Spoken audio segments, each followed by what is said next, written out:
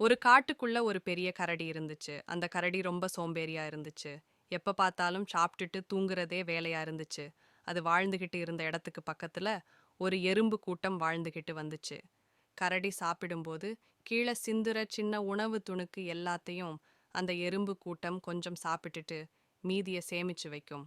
ஒரு நாள் அந்த எறும்புங்களோட தலைவன் அந்த சோம்பேறி கரடிக்கு பாடம் புகட்ட நினைச்சுச்சு. அதனால எல்லா எறும்புகளையும் கூட்டிக்கிட்டு போய் தூங்கிக்கிட்டு இருந்த கரடிய சுத்தி நின்னுகிடுச்சு.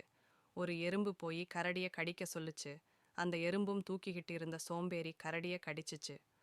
வலி தாங்காம தூக்கத்துல இருந்த கரடிக்கு பகீர்னு இருந்துச்சு. என்ன இது, எல்லா எறும்புகளும் என்ன சுத்தி நிக்குதுன்னு பயந்துச்சு. அப்பதான் அந்த எறும்புகளோட தலைவன் சொல்லுச்சு, இன்னைக்கு எங்களை தாண்டி நீ வெளியில போக முடியாது. உன்னோட பொந்துல இருந்து உணவை வேணும்னு சாப்பிட்டுக்கன்னு சொல்லுச்சு. ஆனா உணவு எதையும் சேர்த்து வைக்காத கரடிக்கு எதுவுமே அதோட பொந்துல இல்ல. எவ்வளவு கெஞ்சிக்கும் எறும்புகள் கரடிக்கு வழிவிடல. அதனால அன்னைக்கு முழுசும் பட்டினியா இருந்துச்சு கரடி. அன்னைக்கு சாயந்தரம் பசியில இருந்த கரடி கிட்ட அந்த எறும்பு தலைவன் சொல்லுச்சு, இன்னைக்கு எங்களால நீ பட்டினி கிடந்ததுக்கு எங்களை மன்னிச்சுடு. ஆனா ஒரு விஷயம் புரிஞ்சிக்க, இதே மாதிரி உன் இருப்பிடத்தை விட்டு வெளியே போக முடியாத சூழல் வரலாம். அதுக்கு நீ தயாரா இருக்கணும். அதுக்காகத்தான் நாங்க இப்படி செஞ்சோம். நீ சாப்பிடுற சாப்பாட்டுல இருந்து கீழே விழுகிற துணுக்குகளை சாப்பிட்டு தான் நாங்க வாழுறோம்.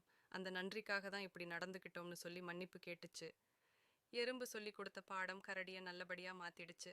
அன்னையில இருந்து தனக்கு தேவையான உணவை மட்டும் தேடாம சேமிச்சு வைக்கிறதுக்கும் சுறுசுறுப்பா உணவு தேடிச்சு அந்த கரடி. அப்படியே அதுக்கு கிடைக்கிற சாப்பாட்டை தான் உண்டது. போக மீதிய சேமிச்சு வைக்க ஆரம்பிச்சிச்சு கரடி. மழைக்காலம் வந்து கரடி வெளியே போக முடியாத சூழல் வந்துச்சு. அப்ப கூட அது சேமிச்சு வச்சிருந்த உணவு சாப்பிட்டுட்டு நல்லா இருந்துச்சு. Please like, share and subscribe our channel friends.